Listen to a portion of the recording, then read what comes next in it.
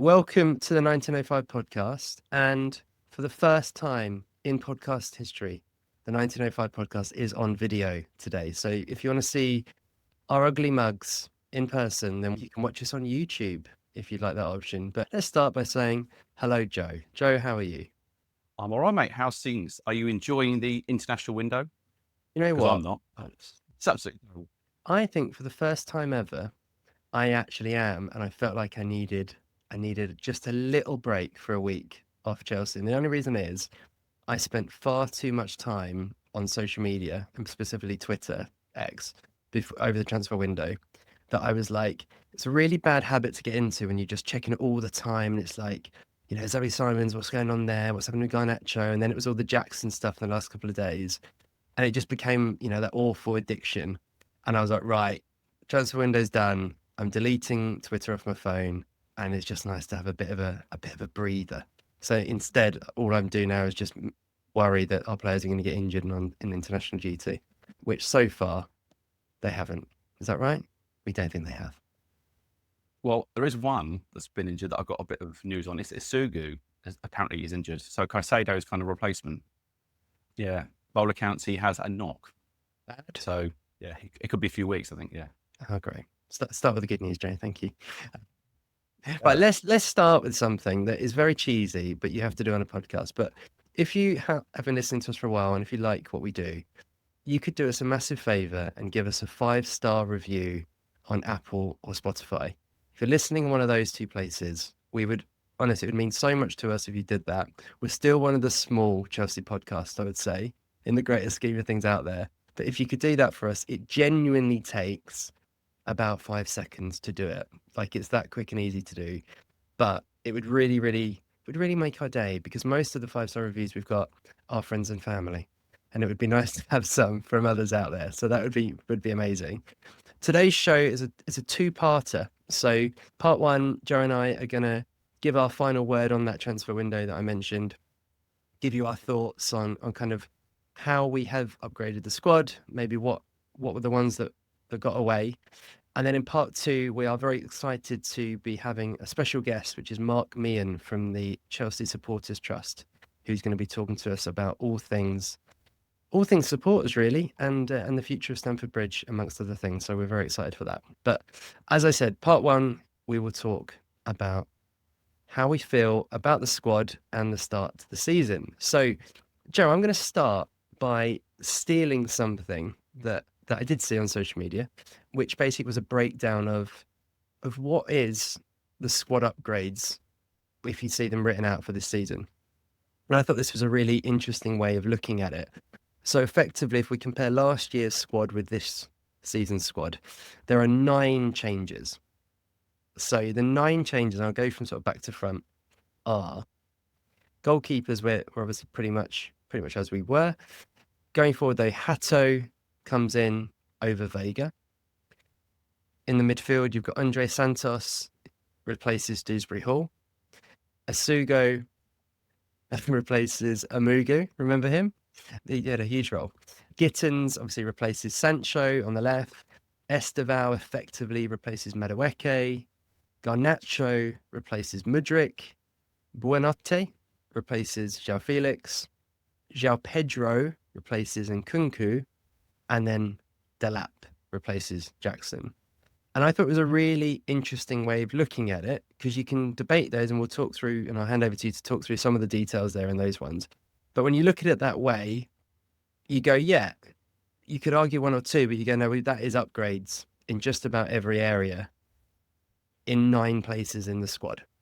And I thought it was a healthy way to look at the business we've done, because I felt like, because we started the transfer window so well, and it felt like it finished a little bit of a damp squib, there was this kind of rhetoric going around that it'd been a terrible window by Chelsea and we'd underperformed. I was like, well, actually, over the course of it, you go, no, that's, that they are mainly upgrades, and obviously some we'll have to wait and see, right? But what were your thoughts when you saw that list? Well, firstly, I think we just have to remind people that we had to bring in a lot more money this year than we spent. So the sporting directors had to do a fantastic job there. And I think on the face of it, they did. I think the players that we've brought in are clear upgrades to what we had before. I think you can look at Dewsbury Hall scoring a fantastic goal the other week and go, oh no, what a player do we miss out on? You can see Felix scoring a hat-trick in the Saudi Pro League and going, oh, what have we done there? But I think what we have to remember is this is a work in progress. And you will not see the best of Hato in the first 3 weeks of the season. You won't see the best of Buonate or Garnacho. You're going to have to wait a few weeks to kind of get the real feelings and the real kind of, the players that become fan favourites. We're not down on Garnacho, for example, but I think, as we've said many, many times, we personally probably would have liked to have seen a centre-back. It didn't happen. I think the club probably felt as though they've got enough strength in depth. Maybe they feel Fofana can be that leader. I personally think that Trev, Tosin, Fofana, Badiashile are players that kind of need someone alongside them to lead them. That's my personal opinion. I don't think any of them are bad players. I think Badiashile hasn't, been a player that I've really enjoyed watching. I'll be honest. I think he plays very, very slow. He's very lethargic. He tends to be quite ponderous.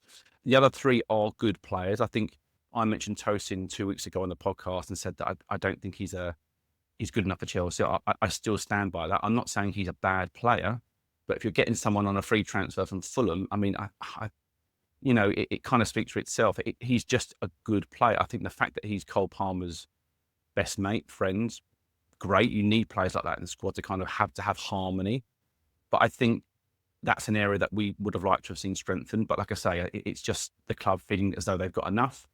You go through any of those players, the lap for Jackson feels like an upgrade, doesn't it? João Pedro from Nkunku, again, feels like an upgrade. I think the Nkunku one's difficult because I think we all felt he was going to be fantastic. And the injury he got in America 2-3 years ago now was so bad, and he never came back the same player. And I think had Cole Palmer not been signed that season, that summer last season, we may have seen the best of him. But for some reason, he never got on the side. Pochettino moaned about his training. He never seemed to get in the team under Pochettino, and he just fell further and further down. So, yeah, I think the one I do want to quickly speak on is Gittins, because I've had lots of people say to me, people from other fans from other teams saying, we've bought a bad player. And I said, he started one game. I think he's come on a sub maybe twice, maybe once. I can't remember exactly. What to expect in that game? Prime Ronaldo, he's not going to be like that. You have to give these players some time. But I think on the face of it, we should be very, very happy with our business. Yeah, I think it's that classic. You get that, you want this, like the rush of the dopamine hit of a new signing, isn't it? That you want constantly. We want another one, another one. It's like, well, no, actually, if you'd said at the start of the summer, we're going to bring in 2 forwards in Delap and certainly João Pedro, the way he started to really upgrade the area. We knew Esteban was coming, but if he said he's going to look like he already has done, you'd be so happy. And obviously you got Hato coming in and to give some proper cover for Cucurella. I think you'd be like, that alone, you'd be like, great. And the other upgrades are obviously massive. On the centre-back thing, we talked about it a bit. The goalkeeper situation, we have a very clear theory on why we don't think the club made a decision, right? Which is Mike Penders. And the players that we were linked to, Mike Meehan, it sounds like the sporting directors were a little bit split on whether they thought it was a significant enough upgrade on Rob Sanchez to potentially create an issue down the line with Penders. And with Donnarumma, I think you spoke to me off pod and were like, his salary, it would have been by far the highest player at the club. Does he fit the style of football as well? And you got the Mike Penders thing. So I think we can see the theory there, and time will tell whether it was a smart decision or not, right? With the centre-back one, why do we think we didn't go for a centre-back? Because I think that's the one, particularly when Colwell got injured, that we've talked about who we would have liked to have seen, Mark Gay, etc. Like, we've talked about all that, but right, why don't we think the club did it? What logic can we see in them still in the last couple of days, obviously getting Garnacho over the line, but still going in like Fermin Lopez, Xavi Simons, eventually Buonate? Like, there was money and there's business to be done. Why do we think that they didn't make the call? I think if Colwell doesn't get injured, I feel a lot happier with that. I think if Colwell was playing again alongside Trev or Tosin, I think he can kind of, I don't want to say coach them through the game because he's younger than them, but kind of he has that that type of player that can lead. Now he got injured, I was concerned straight away, and we messaged each other very, very quickly. We're bound to buy a defender. We were linked with a few players. I just think the club believe they probably spent quite a lot of money in that area, and maybe they're just sort of saying to themselves, one of you needs to step up and actually take your chance. If Badiashile is going to be a player, well, now is your chance. I don't know if he's back from injury yet, but you're never going to get a better opportunity to stake your claim for a starting place. So I just think that maybe they think Fofana's back sooner. I know he's playing, but kind of he'll be back to full fitness a lot quicker than we think, maybe. It's a really difficult one. It's a really hard one. I just think for some reason, they've got this Real Madrid Galacticos style head on at the moment, where they're just going for attacking midfield player after winger after winger. Yeah. And yeah, it's a really hard question, because I think everybody that I've spoken to that's a Chelsea fan would say we needed a centre back to feel like we could push. And you mentioned it in the podcast, Chris. You said that we could probably have a good go this year. We might not win it. We're not suggesting for 1 second we're going to win the league, but you give yourself a damn good chance with that player in the team, that type of player in the team. Liverpool, having spent all that money in the summer, even at the last minute, we're trying to sign Mark Gay, and that shows you, even with all their talent, all their roster full of fantastic players, they still wanted one more.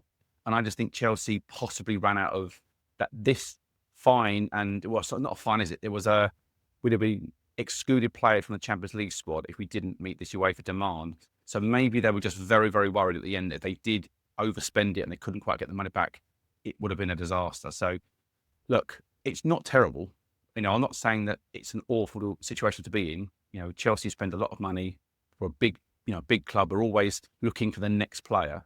But I just feel as though this year we might rue not pushing for that defender. I think that might be a mistake, but we'll see what happens. Yeah.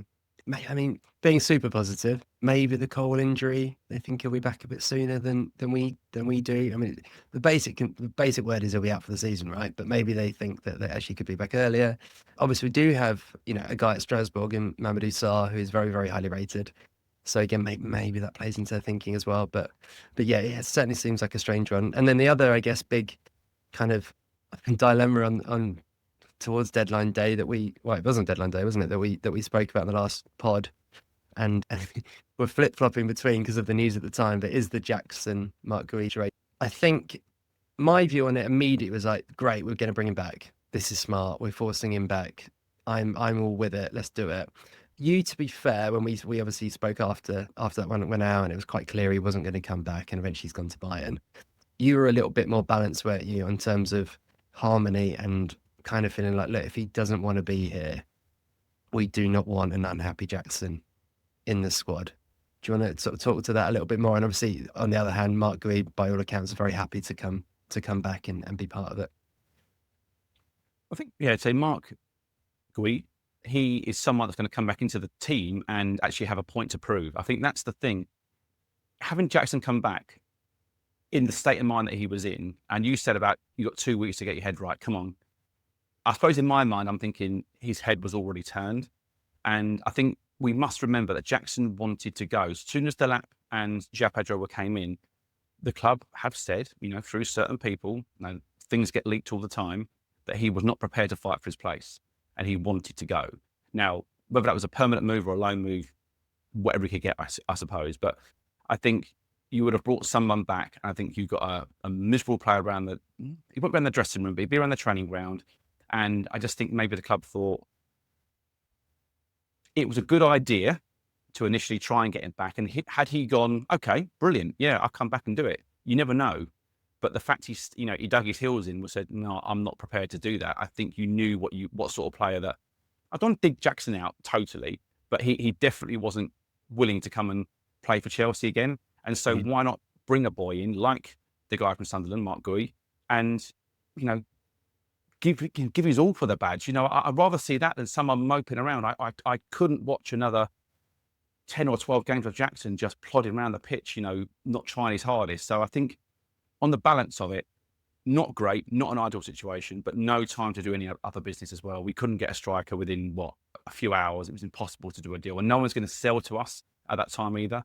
And for the same reasons I said earlier on, we couldn't really spend more than we brought in. So it was a difficult situation for the club. So I think we just have to be balanced sometimes and say the cards didn't quite fall perfectly this time round. It's a real shame that Delap's got his injury when he did. You know, the poor guy, he's been excellent against Palace. He come off those few minutes, half an hour or so against Palace and looked great. Really good performance for an hour against West Ham. Didn't score or assist, so everybody said he was terrible, of course, naturally, but he was outstanding against West Ham, let's be truthful. And he played about 7 to 10 minutes against Fulham.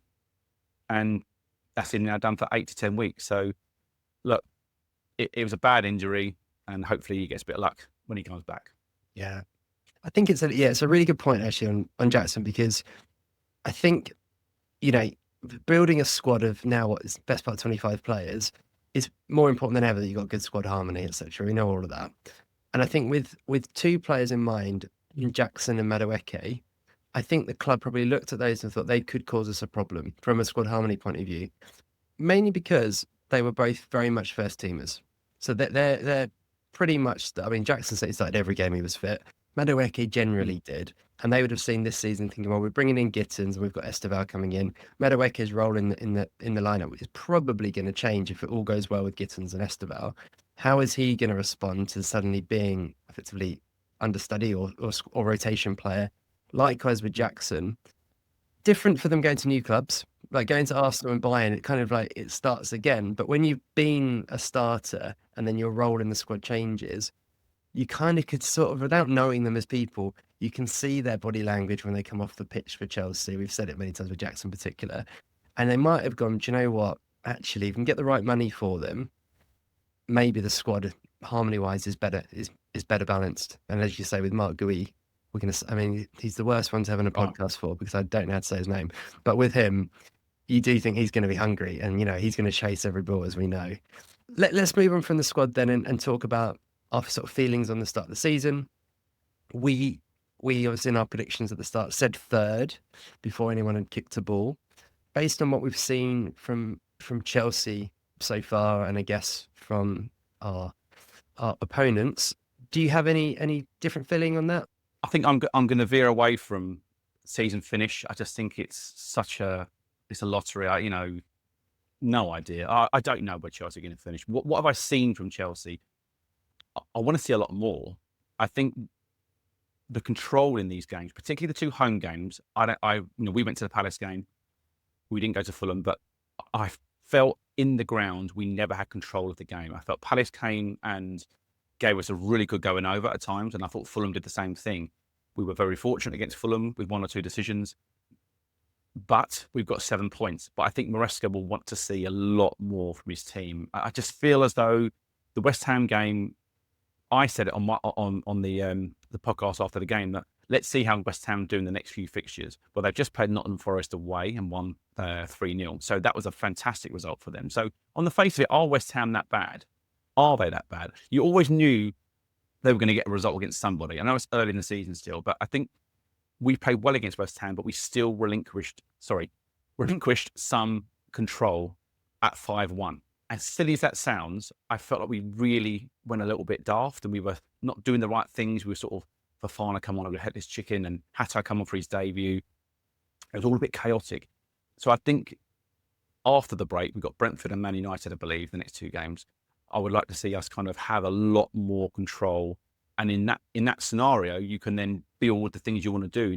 When you're chasing the game on the counter-attack the whole time, it just feels a little bit too fast-paced. I'd like to see us slow down a little bit, keep the ball a little bit more. But I'd like to see the direct style. I liked Sanchez going a little bit longer. I'm enjoying 1 or 2 passes and then getting it out early to Pedro. Obviously, Delap is a big miss for that. What they're going to do? Will they change their system slightly now that he's not playing? I don't know. Will Pedro be prepared to do that sort of work? And then Palmer comes back in and kind of picks the ball up off the bits and pieces. We'll see. But I think overall, I've been really pleased with Chelsea's 7 points. You can't knock that, because we could have had 4. We could be sitting here with 4 points. Palace could have won that game. We easily beat West Ham, and Fulham could have been a draw or something. So yeah, 7 points is a great start to the season, and hopefully we can build on this and and kind of go into the Christmas with a really good set of points. Yeah. It's always really weird, isn't it? Before the first like international breaks, it always comes really early in the season. Sometimes it's 3 or 4 games, isn't it? It always feels like really strange because you don't. It's almost, especially for us having not had a pre-season, it felt like a little bit like an extended pre-season, didn't it? Where you're like, right, well, we're back playing now. Let's just hope we pick up the points when we're working all this out. And you look at the next 3 games in all comps, like you say, it's Brentford away on a Saturday night. Tough place to go. Obviously, they have a lot of change at Brentford, so you think that's winnable, but it's a big game. We've not got a good record there either. Everything we've only won once in the Premier League, which is Chilwell or way back in the day under Tuchel. We then go to Bayern Munich on the Wednesday, which obviously is just about the toughest game we've got in the Champions League draw, and again a really interesting test up against a certain Nicholas Jackson as well that night, who is destined to score, isn't he? Let's be fair. And then the following Saturday, we come back and we play Man United away, another place where we have not won in a long time. I want to say one matter. Was it that long ago when we won there? I couldn't, from my head, I can't remember, but yeah, it sounds about right. Which would be 10 years if that's the case. And I'm guilty of this saying like season defining, and of course it isn't. It's a week of the season, but it probably does give you a sense of where this team is at, doesn't it? Those 3 big away games to go, right, if you could come out with them with 4 points and a respectable performance away in Bayern, so you got a draw, you'd be like, okay, that's solid, isn't it? But yeah, that would be interesting because we came away from those 2 with 2 draws, wasn't it, last year? And the last time we went to Bayern Munich, we got beaten. We got absolutely smashed 7-1 in aggregate. So yeah, let's hope for a better improvement.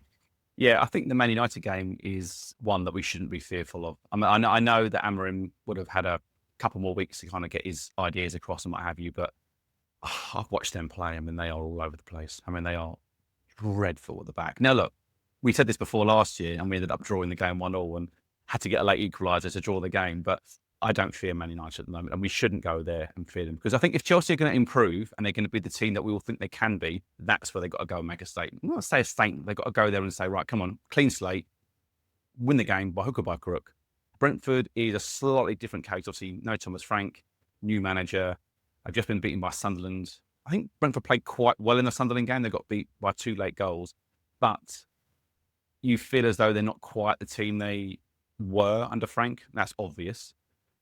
But they always give us a game. And whether Chelsea are playing Brentford in the Frank era, if you know what I mean, like, are we going to go there with that mindset of we haven't won here? Or are we going to go there with the mindset of this is a completely different Brentford team? They'll probably come at us a little bit more. They might not sit back as much.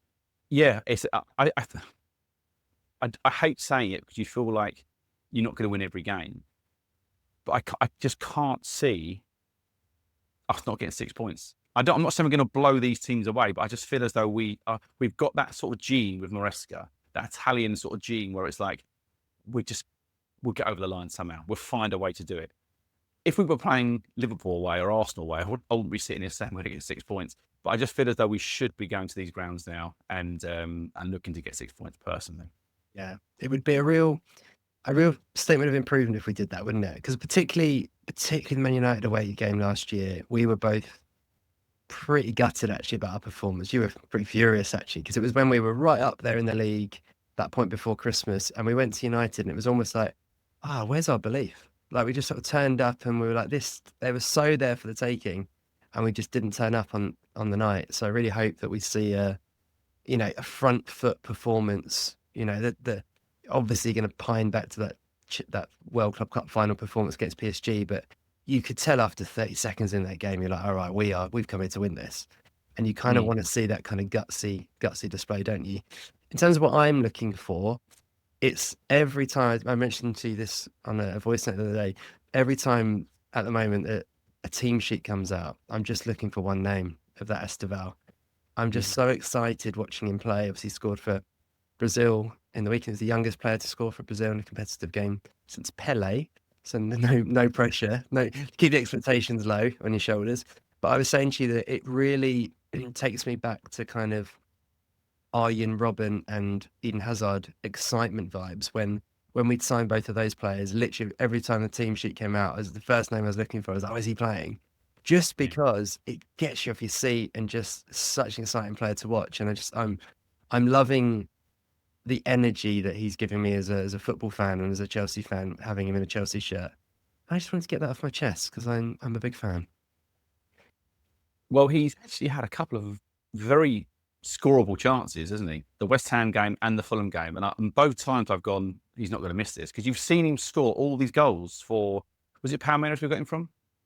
Yeah, you've seen all these these amazing goals that he scored, and he doesn't think. He's just getting the ball and just whipping it top corner almost every single time. And these two chances were easier than all the chances that he scored in Brazil. And I'm like, come on, break your duck sort of thing. Yeah, I think it would be a nice day when he does for Chelsea, of course. But I just think we've got an absolute world-class player. And do you know what? I quite like the fact that nobody's tipped him to do anything this year. No one before the season said, he's going to be a one to watch. There's been no speak of him whatsoever, which kind of shows you how little some of these pundits know their stuff. That's just personally my personal opinion. I don't think anyone really gives a lot of our youngsters any kind of credence. It's almost like, it's just another youngster, without really, watching him. He's not a difficult one to spot. I mean, everybody in Brazil thinks he's going to be the next coming of whoever, name your Brazilian, Pelé, Neymar, whatever. Yeah, he looks an outstanding talent, and I just can't wait to see him and Cole Palmer on the pitch at the same time, because we haven't really seen that enough yet. We saw that AC Milan game, didn't we? We were like, oh my God, this is incredible. But we haven't quite seen the Premier League light up yet with the two of them on the pitch at the same time. So yeah, looking forward to seeing Esteban and Palmer, hopefully, fingers crossed, against Brentford. You can name Jamie Carragher by name if you want, Jeremy. You're talking about pundits. Oh well. Yeah, but 100%. No, 100%. Maybe the pitches are just too good for him, because when you watch him in Brazil, you're like, because he's basically playing on a field, and the pitches are perfect. He's just getting used to it. You can dig the pitch up a little bit. A few divots for him. Yeah, exactly. Amazing. All right, well, fantastic. That is the first half of the pod, Dan, and so we will be back after this break talking to Mark Meehan from the Chelsea Supporters Trust. So we'll see you in a minute. Okay, we are very, very happy to be joined by a special guest, Mark Meehan, who is chair of the Chelsea Supporters Trust. Mark is a lifelong Blue, voice for match-going fans, and someone who's been at the heart of supporter issues for decades. Thank you very much for joining us, Mark. And how are you this fine evening? Very good, and thanks very much for inviting me on the podcast this evening. Yeah, good to talk to you both. Nice one. We're very happy and very excited to talk to you about all issues, all things Chelsea. As you can see, for those who are watching on YouTube, Joe and I have worn retro shirts for the occasion. This is a 93-94 classic with Mark Steen on the back that I've gone for here. And Joe is a 2000 to 2002 number, both in yellow. Maybe that's a good way to start, Mark. Do you have a favourite all-time Chelsea shirt? If I'd known you were both wearing shirts, I'd have probably dug one of my shirts out. Ooh, if a favourite shirt, I've probably got quite a few. But if you forced me to choose one, I'd probably say the 1978-79 away kit. I do like yellow in our kit. That's why I like both your shirts. And we had a yellow and green Umbro kit. So it did look a bit like Norwich City, but I really, really like that kit. And going back a little further, and I know Chelsea have done it this season, so I quite like what they've done with the away kit this season. They've gone retro, what we'd call the Castrol GTX away shirt. And I think they only got worn sort of 4 or 5 times in the 1970s, but I know that's another classic away kit. If you ask me my favourite home shirt, it'd probably be the 1983-84 shirt. Oh, that's classics. I know that Norwich one that you're talking about. Actually, that is a beauty, isn't it? And the way they're going now, we might get that in a few years. Who knows? The way that they're doing. So, I mean, speaking of history, I know in the 1990s you edited the Chelsea Independent fanzine and even wrote for the official club magazine, which I really miss, by the way, because growing up as a kid, as like a member and a season ticket holder, that monthly magazine used to be one of the best things about being a member. But there was a certain former chairman who barred you from it. Is there any chance you could tell us that story? I'm guessing it might be a certain Ken Bates. It was, yes. I did the Chelsea Independent between 1994 and 1997. And in 96, 97, I can't remember the publishing company, but they were actually doing the official club magazine. They asked me to write for the magazine. The guy who edited it was a guy called Peter Stewart, who used to edit Shoot magazine as well. So he had a long history in sort of football magazine, so a lot of credibility in the field. And in one of the early issues, he asked me to do a feature. It's ironic we're talking about club kits, on Chelsea's kits down the ages, and just sort of, sent me a load of photos with kits and just, give your what was your favourite kit, and just comment on them. And included in the kits was the Jade Chelsea Collection kit, which is our away kit in sort of about 85 to 1987, which I actually thought was a horrible kit. And I know they started selling them in the Mega Store last season. And I wrote in there that the Chelsea Collection to Chelsea football kit history was what King Herod was to babysitting. And unfortunately, Ken didn't like that. So I got barred, but to be fair to the Chelsea magazine, they actually liked what I wrote. So they said, look, we can't write anything in the name of Mark Meehan, but if you want to carry on writing for the magazine, and we'd like you to. So I just had all these various nom de plumes. So I've said to people who kept their Chelsea magazines from like 1996, from like the first one when Vialli was on the cover, through to sort of like 1997-8, and try and find the articles I wrote in there, because it was literally, I just make up any name sometimes, or just a variation on people I knew. And it just became a sort of standing joke between me and the magazine of what I was going to write under this week. And then the fascinating thing was we played Vicenza in the 1997-8 Cup Winners' Cup semi-final. And I went out for a couple of days and I was staying in Verona. And I don't know if you've ever been to Verona. It's a lovely Italian city. And like many Italian cities, they're a sort of equivalent of a Colosseum, but a very small version. And it's called the Arena. So we were having lunch outside the Arena, I think the day before the game maybe, or the day of the game. And Ken and his partner Susanna had been to a local winery to sample some wines to sell in the Chelsea hotels and bars of Chelsea Village. So I'd say Ken came back suitably refreshed. So he actually joined us and sort of like had lunch. And it was a very long table for the Chelsea fans. Obviously, at that time, I was still editing the Chelsea Independent. We've had some litigation issues in the past with Ken. So the guy sort of like dared me, because everyone was getting their photo taken with Ken and he was drinks all round. So they dared me to go up close to him, because he probably couldn't recognise me at one end of the table because he'd had a couple of drinks, and actually pose for a photo with him. And then clearly, they said, look, if you do that, we'll pay for your drinks for the rest of the afternoon. So I did that. And as soon as I got close up to Ken, even though he'd had a glass or two, he recognised me and he grabs me in a headlock. And he basically says, this is what I do to Chelsea fanzine editors. Now, someone somewhere has probably got that photo, and it hasn't yet appeared on Facebook or social media, because some of the people that took the photos over with still go to Chelsea and our season ticket holders. So one day it will appear. And then we just sat down and we had a glass of wine together. And I think my relationship with Ken, I think Ken was very much, he'd keep his friends closer, and perhaps his not so friends even closer still. He'd never let you get far away beyond arm's length to pull you back in again. So we sat down, and at that point, I'd just finished as editor of the Chelsea Independent. And he sort of said, oh, why aren't you doing the fanzine anymore, Mark? So it's good. We knew he read it, but I said, well, look, my wife is having a baby, firstborn. I always said I'd only do it for 3 years, and I think it's really important to revolve it every 3 years. Someone new, fresh ideas. And he goes, oh, that's a shame. Why aren't you writing for the club magazine anymore? And I go, Ken, you barred me. And he goes, oh, yes. So I did, Mark. Do you know what? One of my better decisions. But you've sneaked back in lately, haven't you? I go, I have no idea what you mean.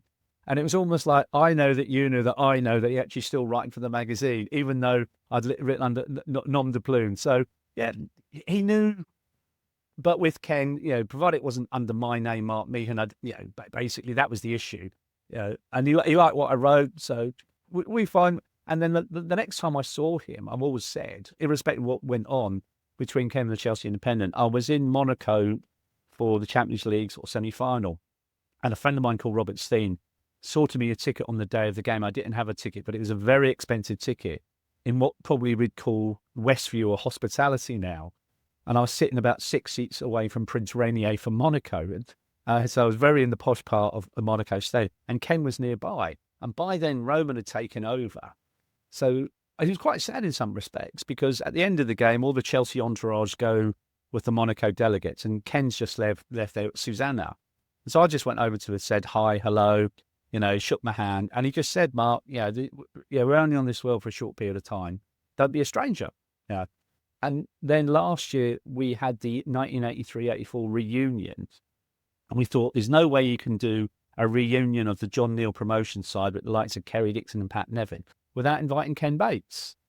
And so we invited him along. Ken's now in his early 90s, but it was still amazing when he walked down the stairs.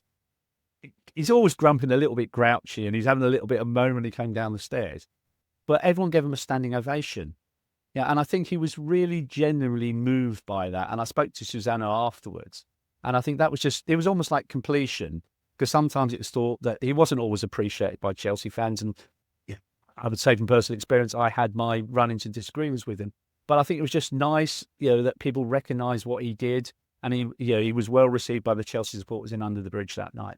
I mean, wow, what a story. And yeah, what a nice way to kind of, as you say, close the loop on for Ken, because I have to say, obviously, I started going to Chelsea in '93, so in many ways, very, very lucky, because that was a real upward curve for us with Glenn Hoddle and then Ruud Gullit, but it was very much under Ken Bates, and just one of the great football characters, wasn't he? And I mean, if for nothing else, buying a matchday program in those days was worth it for the Ken Bates column alone, because the stuff that he used to write in every single matchday program, which would often not shy away from controversy, was just a world away from what we see kind of today, where it's very hard to get that connection, isn't it, to what's going on in the club. Well, when we were at the Chelsea Independent, we always said it was the first page we read, because quite often we were in there and he'd give us a pension, and none of it was ever complimentary most of the time.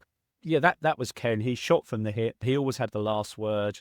If you said you'd been to Tenerife, he'd have been to 11 Tenerife. That was always something about the way he communicated. Yeah, but yeah, he is what he was. He, as you say, he was one of the characters in the game, and obviously he's enjoying his sort of like the life now in sort of like the streets of Monaco, in a much wealthier part of the world. So he's spending his 18 million from Roman very well. Yeah. Yeah, and who can blame him? Who can blame him? So let's talk about the supporters' trust, because it's certainly something I'm really fascinated about, and you've obviously sat on both sides of the table in a way, advocating for fans, but also kind of consulting and with the club and seeing their side. For us who are ignorant to the kind of how this works in reality, could you give us some insight on what the experience is like, and I guess any successes or frustrations in that role? I'll give you a bit about the trust. The trust has been in operation for 12 years now. We have annual elections, so we hold an AGM once a year, and anybody who's a Chelsea Supporters Trust member can actually stand and join the board for the Chelsea Supporters Trust. So we have our AGM this Saturday, and people have applied, and we'll have an election after the AGM, and we'll elect the board. So we're a completely democratic, non-profit making organisation.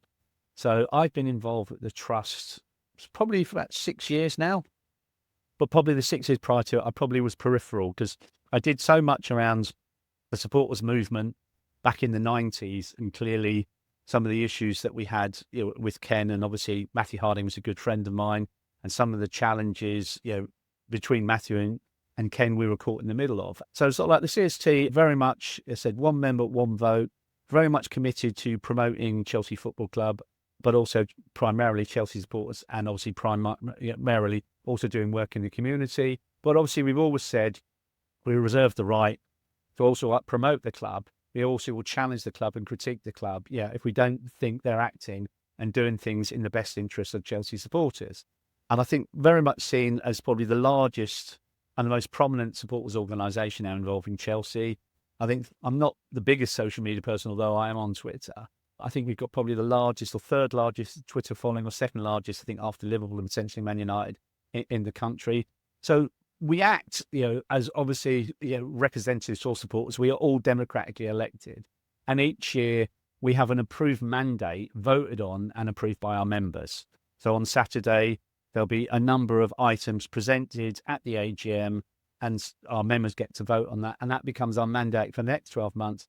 And there are the things, obviously, we'll pick up and take to the club and have conversations with. Obviously, that's the trust. If you sort of said to me sort of what's gone well, the sort of successes, I would say in the last 12 months, one of the things we sort of challenged the club on, probably about a year or so ago, I don't know if you can remember, we wrote a letter to Todd and Badad after he drew away at Brentford when Pochettino was manager. And we did this 4-page letter, really expressed some concerns about where the direction everything was going.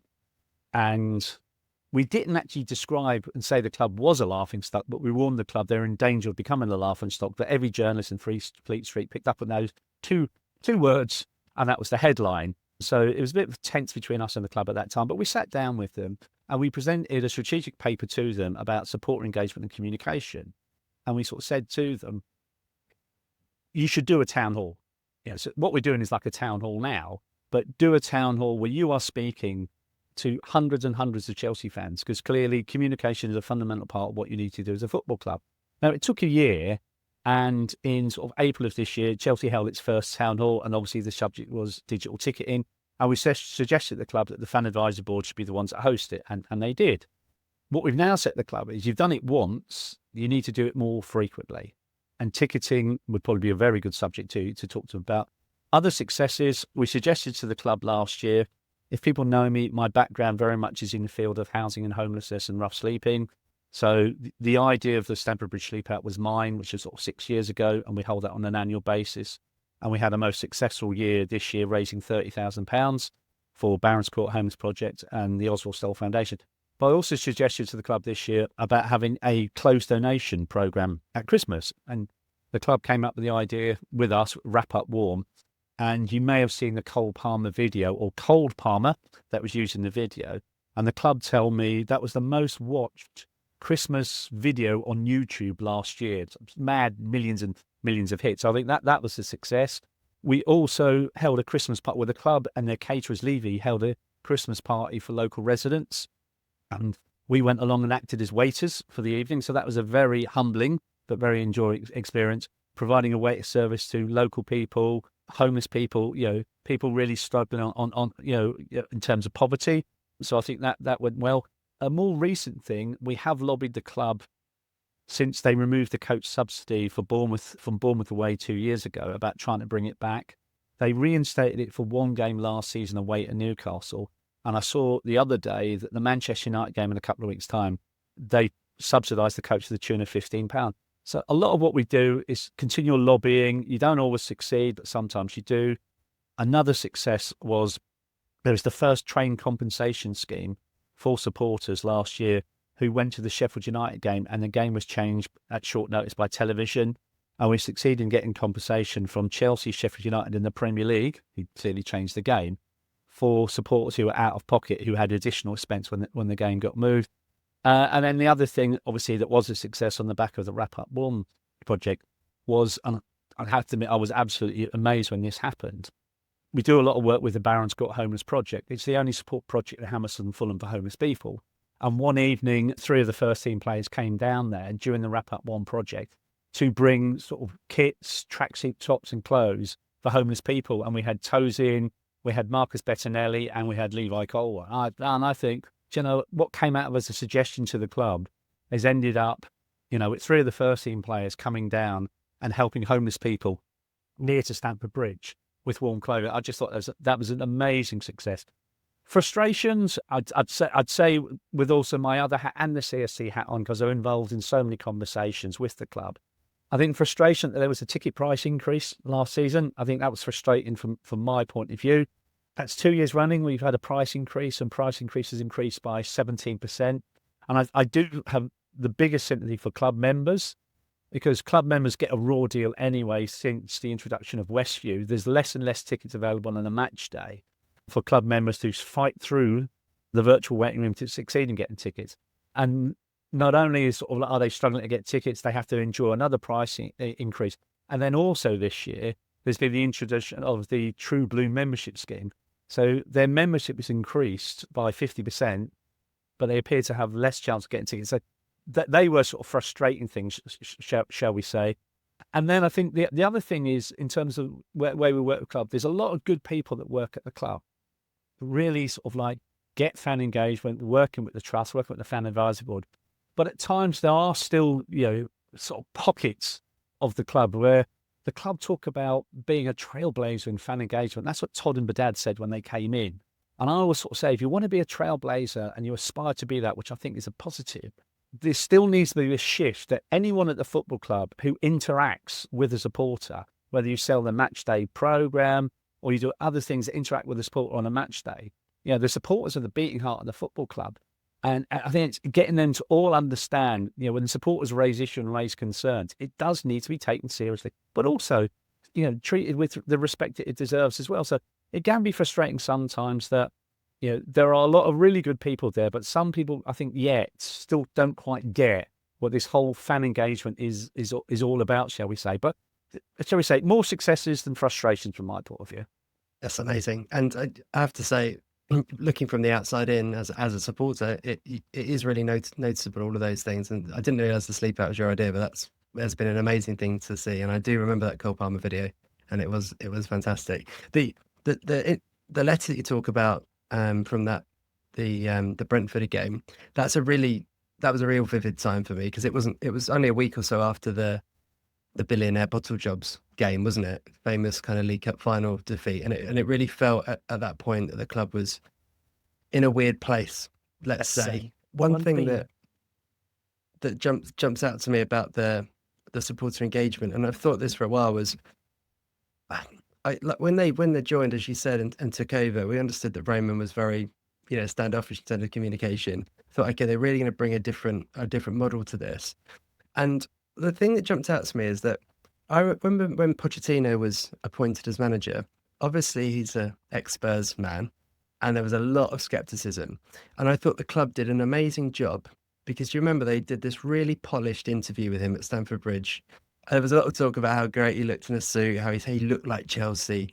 Obviously, it was very orchestrated by the club, but actually it worked in terms of him getting across kind of what it meant to be at Chelsea. He had some really good sound bites, and I thought, why don't Todd and Baghdad come out and do something even like that?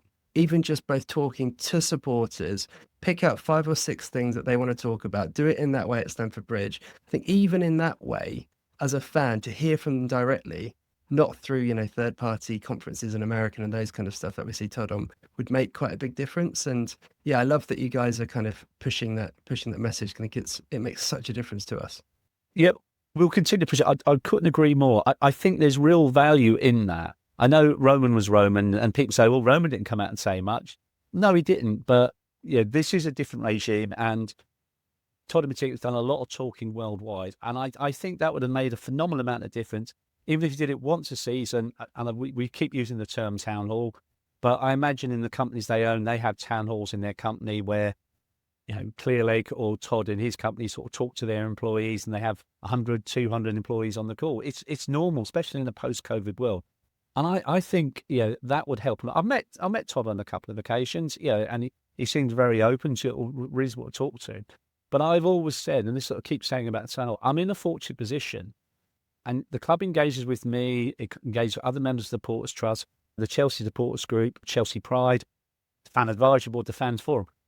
But that group of people is still ultimately a small group of people. And I think it's good that they're having the conversation, and they're doing more around fan engagement than anything happened in Ken's day. You can guess what Ken would say sometimes around fan engagement. So that's good. But it isn't just a conversation with us at the Supporters Trust or the Fan Advisory Board or the other groups as well. Talk to everybody else as well. And that's why I think the town hall is a way through that. You could have a control process. As you say, you could hold it at Chelsea. You could have a theme. People could submit questions in advance. And the same way we're doing tonight, someone at Chelsea controls the meeting. You would determine, what questions get asked, mute people if applicable, all those sort of things. You could do it in a controlled environment. And I've said on more than one occasion at the club, Spurs have done 2 of these now. They've done 2 of these now. And sorry, we're better than Spurs. So if they can do it, why can't we? And if you think, like Spurs sort of have had their challenges, and obviously I know Daniel Levy sort of left last week, but I wouldn't say Daniel Levy wasn't always the most popular runner of a football club amongst Spurs fans. But Daniel Levy's in the room now. He turned up twice to their town halls, and he didn't get rotten fruit thrown at him. And I think people respect that. And another example I've sort of given to the club quite recently is I think tickets is a really hot topic. We could spend hours tonight just talking about ticketing alone, as issues for Chelsea support. But I think a ticketing town hall, I think, would work extremely well. Like Manchester United did this a couple of years ago, where the head of the ticket office did a town hall with a group of supporters. Now, you are not going to please all of the people all the time. You'll always have a mismatch between demand and supply. But the Man United supporters organisations and beyond said, "Do you know what? He came out, he listened, he explained how it all works." Because sometimes there's a bit of a unknown about how it all works, and he explained. And people said, yeah, respect to them for doing that. And I do think town halls are a conversation of the future and a really good way the football club can engage with much more fans. I completely agree, because I think people create a narrative, don't they, in their heads about why decisions are made, and kind of build their own story.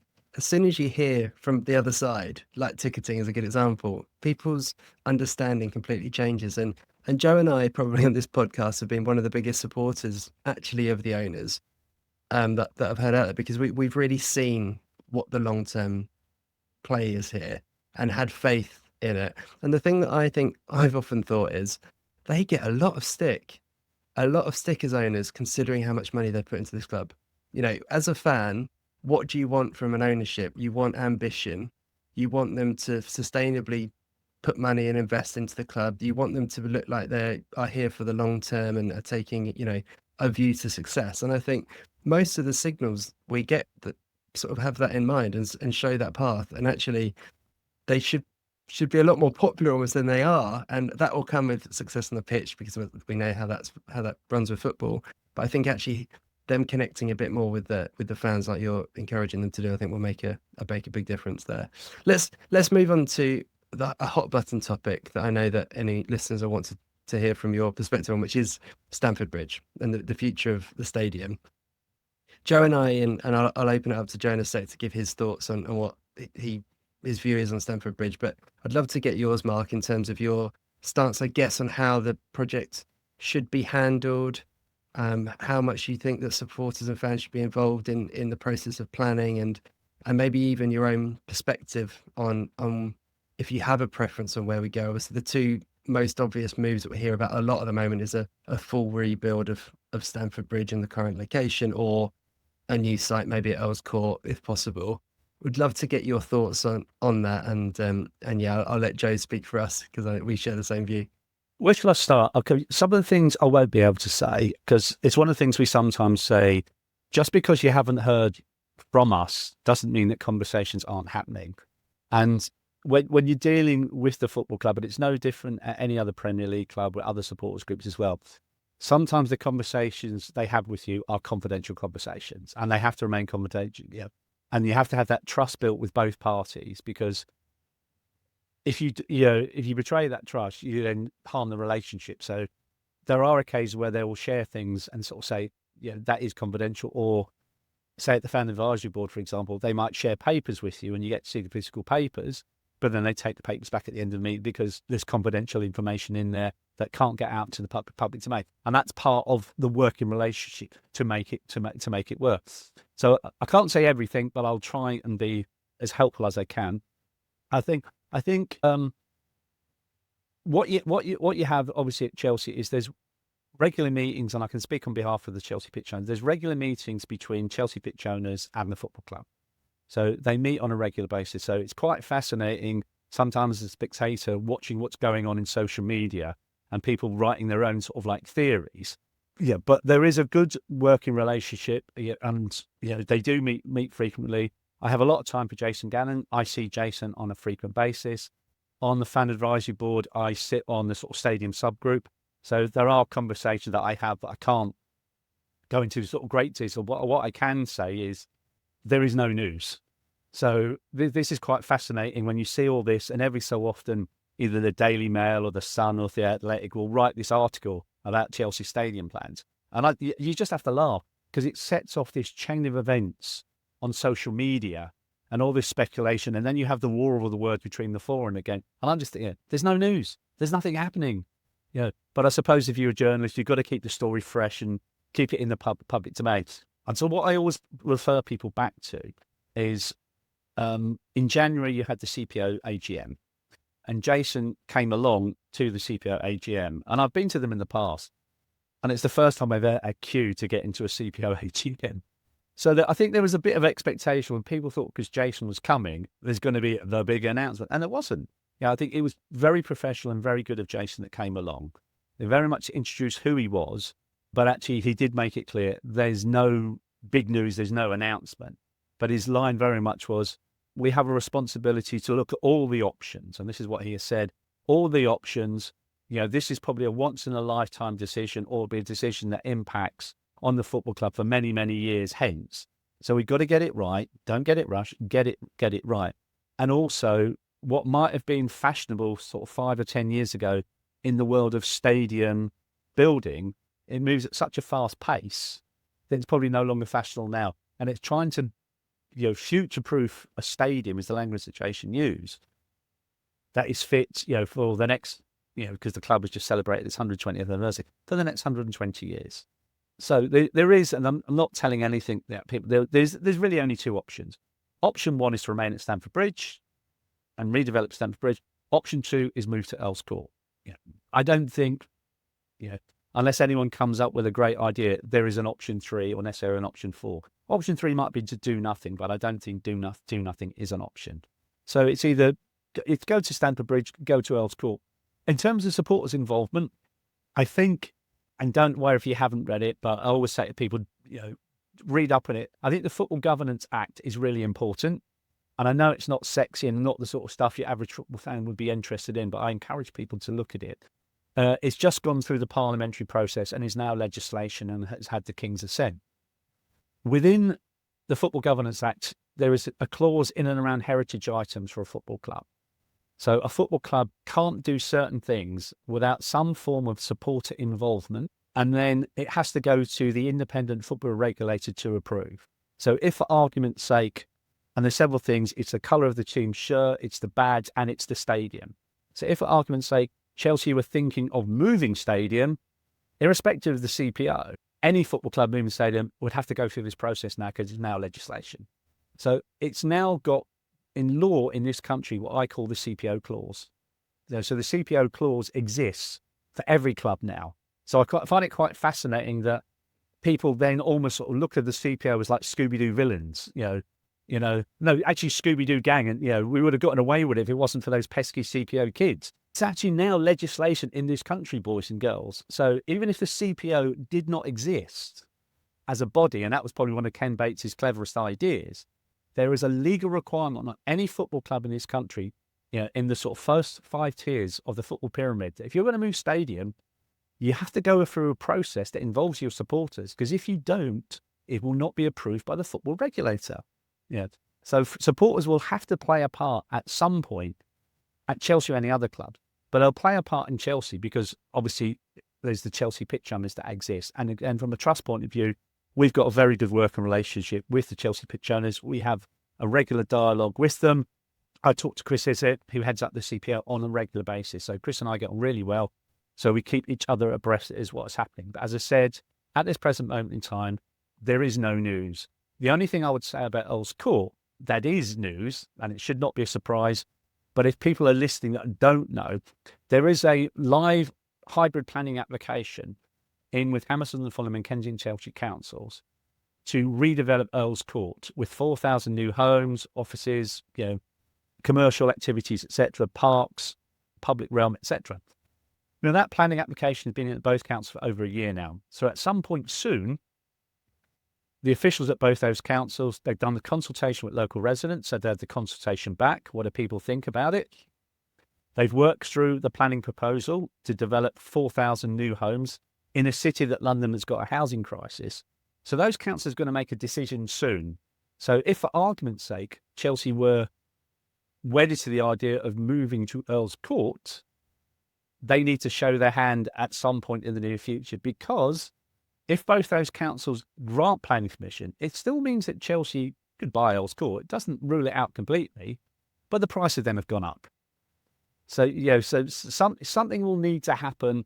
And I would say something will need to give, let's say if the CPO AGM next year's January, I think by next January, surely to be the goodness, something's got to give either way. Either planning permission has been agreed by both councils, or Chelsea have made a decision that they want to move to Earls Court, or they're staying at Stamford Bridge.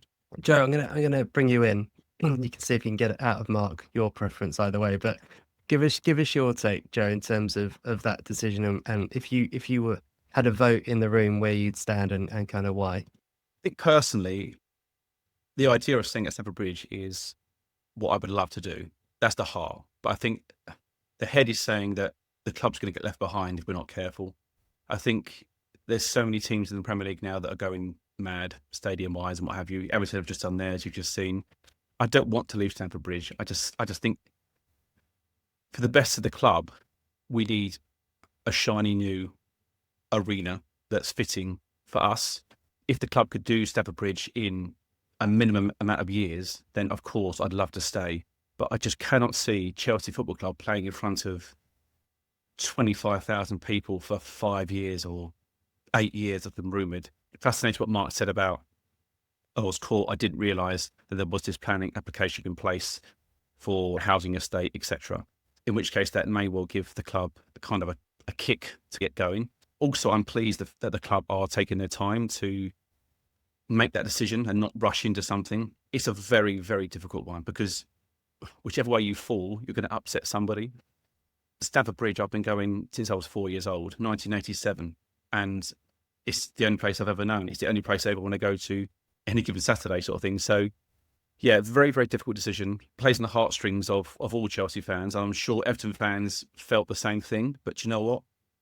Time moves on. I think that's what happens. Goodison Park is a fantastic old ground, one of the best old grounds you ever go to. If you didn't get the chance to go there, then I'm sorry, but the King's Dock, we're not called King's Dock anymore, as it's called the Hill something Stadium, is wonderful, absolutely outstanding. And I think over time, you have to remember the good days, but the future lies ahead.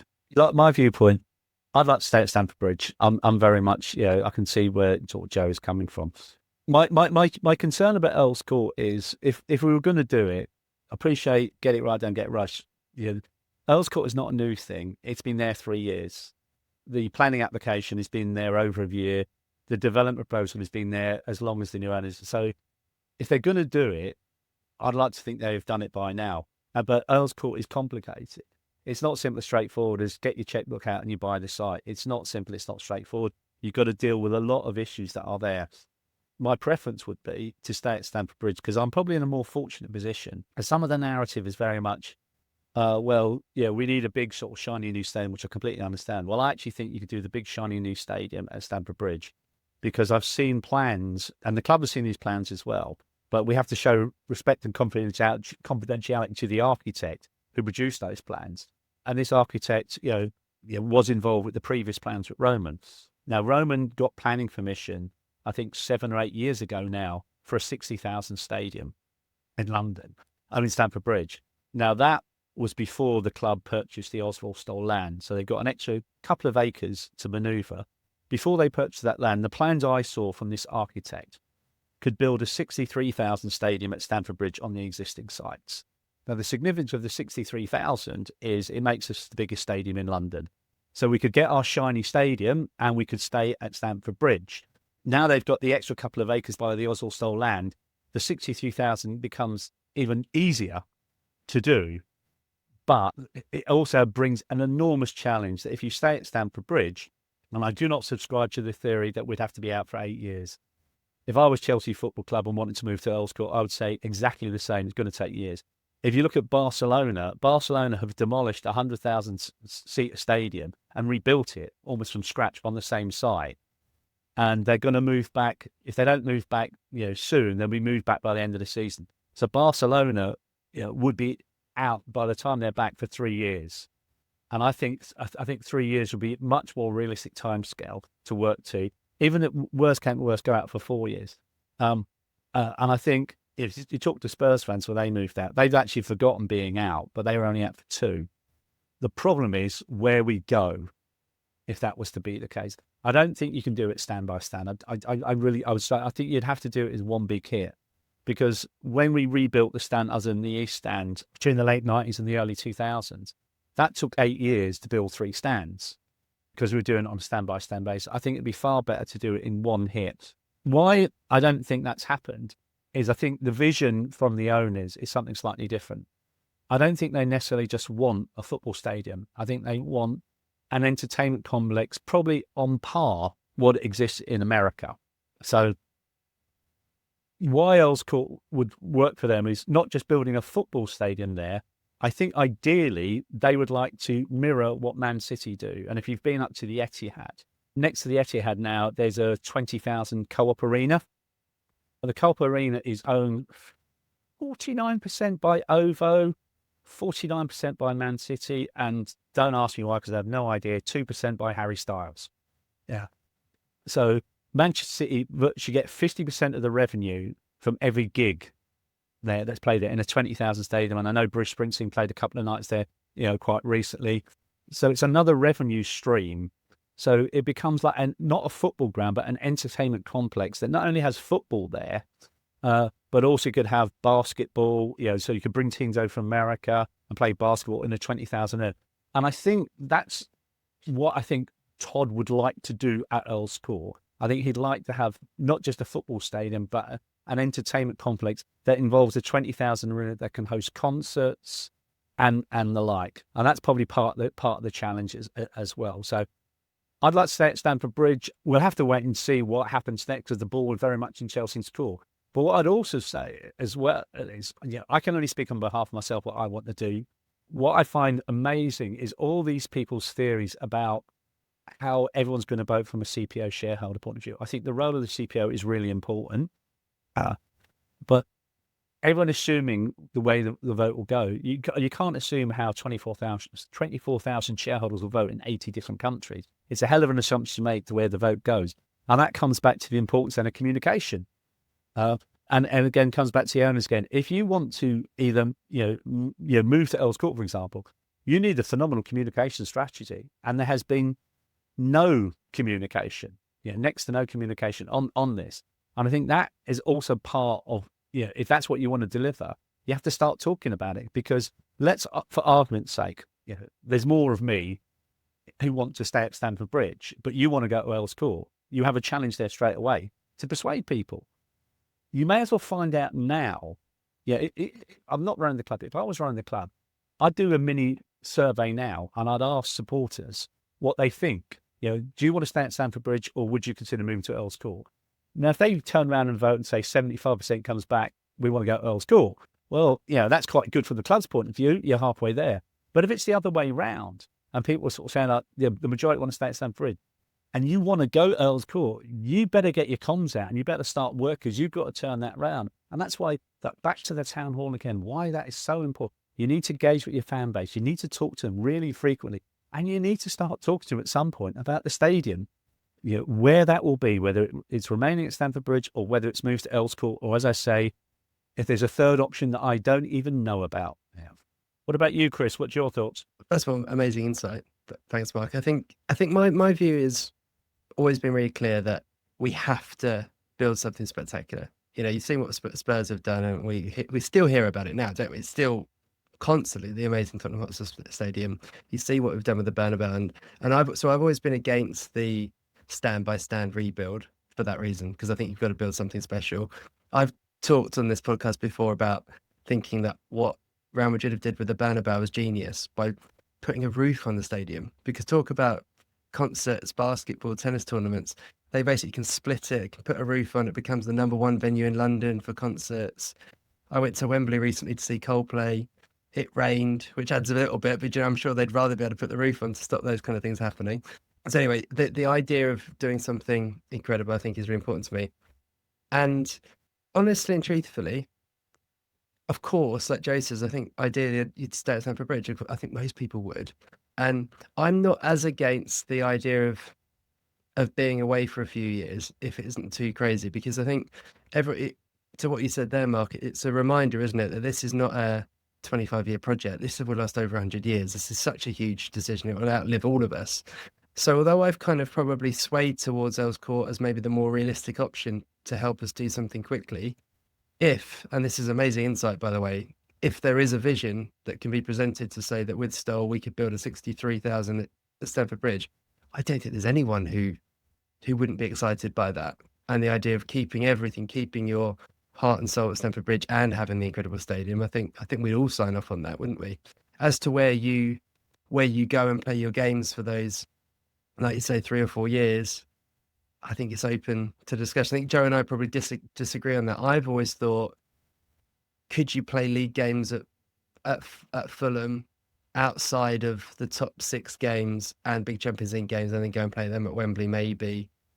Could you cover that off? I don't know. Again, it's short-term pain, isn't it, for what is the best long-term gain and something really exciting. But ironically, I'd said the same a couple of years ago about Fulham, and I know Fulham is tight for space, but both those stands, you could almost argue at Fulham, are temporary. And one of Fulham's planning desires was to make the stand even bigger. But obviously, they've now completed the Riverside stand, obviously with the hospitality and the swimming pool area.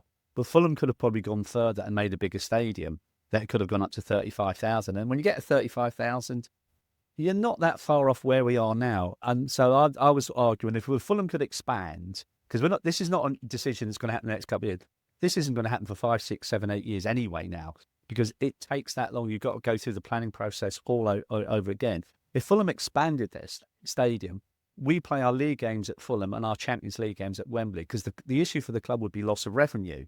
Now, if you're playing your Champions League games at Wembley to 80,000 people, what you're losing on the swings by playing 30 or 35,000 at Fulham, you're gaining on the roundabouts at Wembley, and you're probably making more money at Wembley in a single game than several home games put together at Stamford Bridge. So providing your balance sheet doesn't change that dramatically, that the income is still coming in, that was always my thought. But I don't see Fulham going above 30,000 now. So it's whether you take the hit on the 30,000, so which is 10,000 less than we've got now, to play at Fulham for 3 years. I'd love the idea of staying in Fulham, because what my other concern about staying at Stamford Bridge also is the impact it has on the local economy. There's 500 local businesses that rely on Chelsea Football Club at Stamford Bridge. 500 local businesses, and there was probably more pre-COVID, and a lot of the businesses have gone. So Chelsea Football Club is a major local employer in Hammersmith and Fulham, and then moving away by even just a mile or Earls Court. Yes, some of the pubs will still be in walking distance, but not everyone will be in walking distance, or not everyone's business works in that way. So if you look where Earls Court is situated, the economic gain might be more on the Kensington-Chelsea side than the Hammersmith and Fulham side, because most of the bars and restaurants and shops are on the Earls Court Road and the Earls Court side. So it may very well be, if we move to Earls Court, economically, Kensington-Chelsea as a borough will get more economic benefit than Hammersmith and Fulham would get. So there's going to be an political thought about this, if it ever came to that point. So as I said, this is not a very simple and straightforward decision. So yes, the club are taking their time. I can probably see why they're taking the time, but something probably needs to move on this soon. But as I said, I'm in the fortunate position, but I have to respect confidentiality. I have seen the biggest stadium that would be in London. And the other thing to think about as well, when I have had my first ever conversation with Todd, Todd talked about his vision when he was looking at that point to buy the club. And his was very much seeing the importance of like media and digital and actually sending things to people's phones. So I do find it fascinating when people saying, we're going to build an 80,000 stadium at Earls Court. You're not going to get an 80,000 stadium wherever it is, whether it's Stamford Bridge, Earls Court. You're not going to get anywhere in London that will build an 80,000 stadium. I think your big stadiums, your big shiny stadiums will probably not go above 65,000, because the world is changing and the world is actually coming through this more and more. And people's attention spans are changing as well. So I think what you'll find is, in 10 or 15 years' time, the way media goes, you'll have more people just wanting a quick 2-minute flash on their phone than necessarily sitting in a stadium for 90 minutes watching a football match. They'll just want the highlights. It's in the same way a lot of people don't necessarily listen to albums anymore, but they listen to a 3-minute song. People just want short bits in their life. So you could have that situation. And Todd very much talked about, with his vision when I met him, very much what you drive to people's phones. And he sort of said, like, he was using the example of sort of baseball. Would you want, this particular player, this particular coming through to your phone, like, if he hit a home run? Well, personally, no, I wouldn't. But I know other people would. And in some ways, it grows the club worldwide that people can't get to Stamford Bridge. They can have Stamford Bridge on their phone. So I'm not certain in football, in 10 or 20 years' time, you'll have loads of 80,000s, 100,000 stadiums everywhere because the land isn't there to start with. Yes. So who's going to, the only club that's going to go anywhere near that is Manchester United, and only because they build it on the existing site. Finding somewhere in this country with available land to build an 80,000 stadium is a pipe dream. But I do find it fascinating that people keep saying, we've got to move to Earls Court, we've got to build an 80,000 stadium. If you go to Earls Court, you're going to get nowhere near 80,000. If you get 63,000, you'll be doing well, because also the vision is to have an entertainment complex, and you need space for 20,000 sports arena, basketball, music arena as well. So that's the other thing to think about is, what world will be in 20 years' time, and how will people get their sports? Will they see it physically in a stadium, or will they get it on their mobile phone? And then you have to think about the TV companies as well. Their approach to this might be completely different in 5, 10, 15, 20 years' time.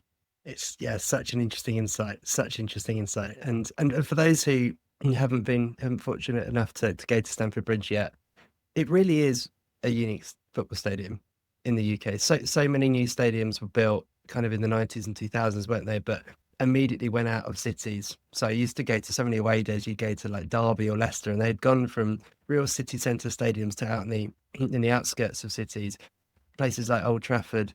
Amazing stadium, but it's effectively out of town. Stamford Bridge is in the very heart of one of arguably the nicest part of London. So it really is unique. It really is special, and obviously being able to preserve that as part of our kind of heritage and history would be amazing. Mark, honestly, I could talk to you all night because it's absolutely fascinating. There's so many other things we did want to talk to you about, but really conscious of time, so maybe we'll have to ask you to come on again if you're up for it in the future. We'll finish with a fun. Love to, yeah. Amazing, Mark. Thank you. We'll finish with a fun question related to the football. I think we're feeling pretty upbeat after what was a great end to the season and a great summer winning the World Club Cup. So I'm going to give you the choice. What would you like to see first? Another Premier League title or a third gold Champions League star? You can take your pick. And then we win the gold star the following season. Beautiful. Premier League it is. Yeah, it's your bread and butter. It's been too long, hasn't it? It's been too long. It feels like since we had even a proper challenge at the title. Again, Mark, thank you very much from me. Joe, I'll hand over to you for a final word as well. Fantastic. The insight was brilliant there, mate. I couldn't thank you enough for coming on. Chris and I say we started this a year or so ago. We didn't think we'd get the chairman of the TPO on quite so quickly. So, yeah, really appreciate all your stories, and, love to have you on again soon. Oh, thanks, guys, for the invite. Yeah, love to come on any time you like, or even any particular topic. I think part of it is it's also sort of way sometimes of helping people to actually sometimes learn the real stories. And this conversation we've had, I think, is a really good example. There's three of us sat here tonight, and we may have differing views, say perhaps on the stadium, but actually you can, and I keep saying this, I've got friends of mine, go to the pub, some want to go to Earls Court, some want to go to Stamford Bridge, but we can sit there and have a grown-up adult conversation about this, where you look at the toxicity of social media and people throwing, things at each other. And there's some really good guys on there. And I just say, guys, appreciate what you're trying to do, arguing your sort of the corner and keep Chelsea Stamford Bridge. But sometimes it's a waste of time because, people aren't listening. I think it's important, whatever we do as a football club, there has to be a conversation, with all supporters about this. Not everyone's going to be happy with the outcome, but you've got to have a grown-up and adult conversation, and that starts with the club as well. The club has to lead this conversation and bring people on this journey. We don't know what the destination will be, but they've got to be the catalyst for the conversation. Yeah, really well said. And honestly, this conversation alone has changed my perspective on that whole situation. Just understanding that maybe there is the potential to do something special at Stamford Bridge has changed my view on that already. I'm sure it has for other people listening as well. So I'll finish by saying thank you again, Mark, and honestly, thank you on behalf of all Chelsea supporters for everything that you do to represent us and make it amazing to support the world champions and best club in the world. Thanks, guys, for the invite. And again, if any is a CST member, you can log on Saturday and come along to our AGM. Most welcome.